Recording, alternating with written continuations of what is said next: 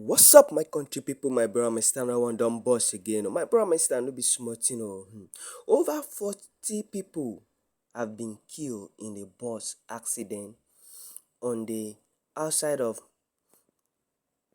South Africa.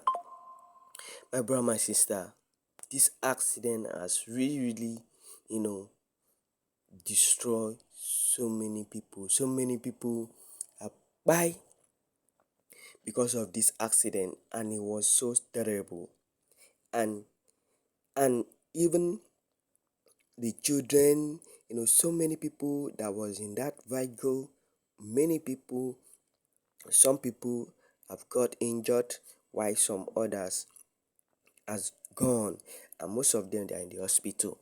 My brother, my sister, no be so much, I will allow you guys to watch the video and tell me what you think, and also drop your opinion on the comment section, you know, because this accident that just happened right now is so sad, because many people. It really happened. If you look there where police officers are, this is a very it's a curvy road. It's a very sharp curve where we have seen a lot of accidents happened here. Just recently, I think about a year or two back, we reported an accident that happened here, but 19 people are perishing. The bus, we understand, just crashed or rammed into this steel barrier here and came crashing down the valley. And if you could see the wreck, as you will see later on in our visuals, you can see that something horrific happened here, and they tell you about lives that have been lost, and they tell you about people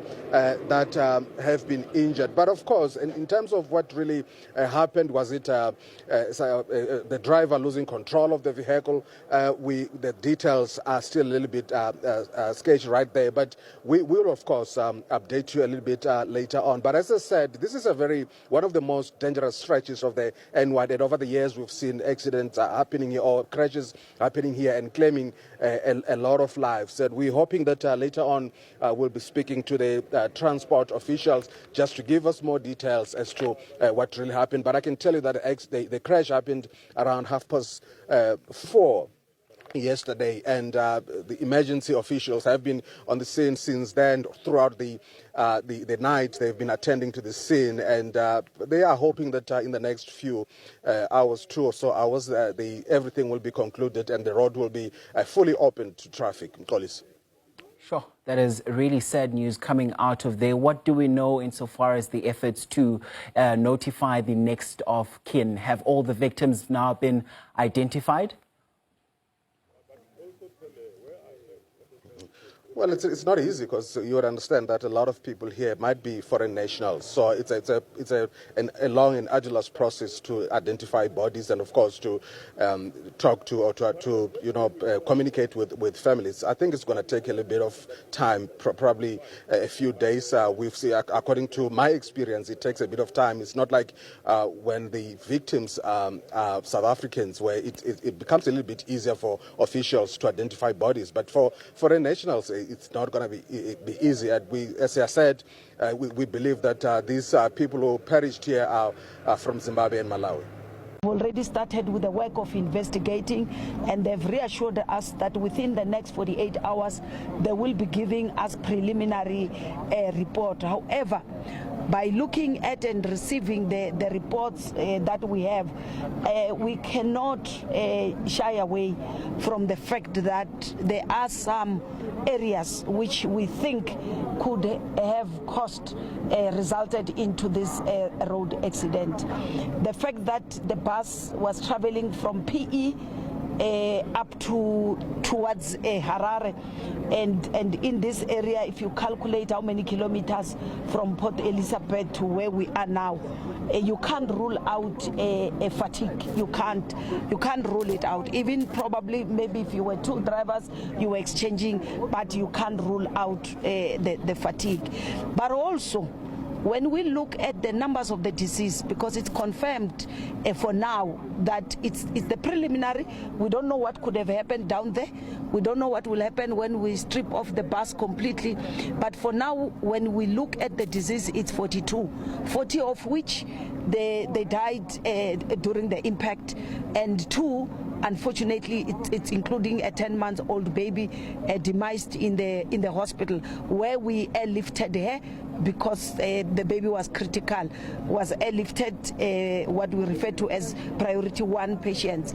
Now, we then, when you look at that 42, you want to also look at the numbers of those that have survived, and you look at the total number of the priority 1. If we subtract the 2, you are left with 6 priority patients 1.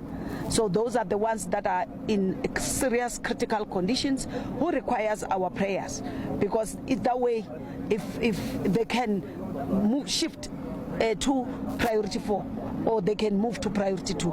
It's either way. So that's why they need our prayers. The doctors are doing their best. We also have got 31, that is priority 2. Those are mild to severely injured. But then you also have got the remaining 12 being a priority 3. So when you add that total number, it gives you 49. And then you then add the disease 42, it gives you 91. So logic and common sense will dictate to you, meaning this bus was overloaded. That we are waiting for RTMC report, but I can tell you, adding this number, we were overloaded. The bus owner, the preliminary report that he has given us, it's saying they were 69 that boarded the bus. So we don't know what could have happened, which that is where I'm saying more investigation by the South African Police Services and also the Road Traffic Management Corporation is still needed to do that.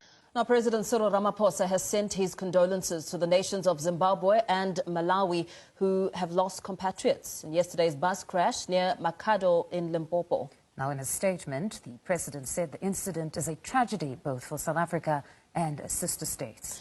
A reported 42 travellers died in the incident on the N1 on Sunday afternoon while they were en route to their home countries from Gqeberha in the Eastern Cape. Now, Ramaphosa says his thoughts and those of the country are with the families, friends and colleagues of the deceased, while he wishes the dozens of injured persons a full and speedy recovery. He's noted with sadness that the accident occurred during Transport Month, when government places a special focus on the importance of safety on the country's roads. Thank you guys for watching the video, and you have seen what exactly happened in the accident, and also along the road. And it was so terrible. So many people lost their life, and some people, they are in the hospital because this accident. When you look at this, when you watch that video, you know that even the car upside, most of the car, the fire, destroy everything. That's to tell you that this accident was not only, ordinary accident. It was really so terrible accident. May their soul rest in peace. If today is your first time tuning into my channel, you're welcome. Please always do it to like, share, comment, and also subscribe so that whenever I upload any video, you get notification from my old-time subscriber. I see and every one of you from my return subscriber. I pray may God bless you all. You guys are so wonderful. You guys are so amazing. I love you guys so much. On this channel, I always brought you the latest news, what's going on around the Africa, and also what's going on around, the South Africa, or the latest news on this channel. That's why I always tell you guys, always stay tuned on this channel, subscribe, like, share, and also whenever I upload any video, you'll be the first person to get notification, because on this channel you always get latest news, latest update on this channel. Thank you so much for watching. May God bless you all. You guys are so wonderful. You guys always be my backbone. I pray may God continue to bless you all, and also continue to provide for you guys. I love you guys so much. You guys will always be my greatest, my greatest thing that ever happened to me. I pray may God bless you so much, because my brother, my sister, when I see this accident, when I see this car, the way this car, capsized, and the other car was burned totally. Was really burned to the point that I don't even know.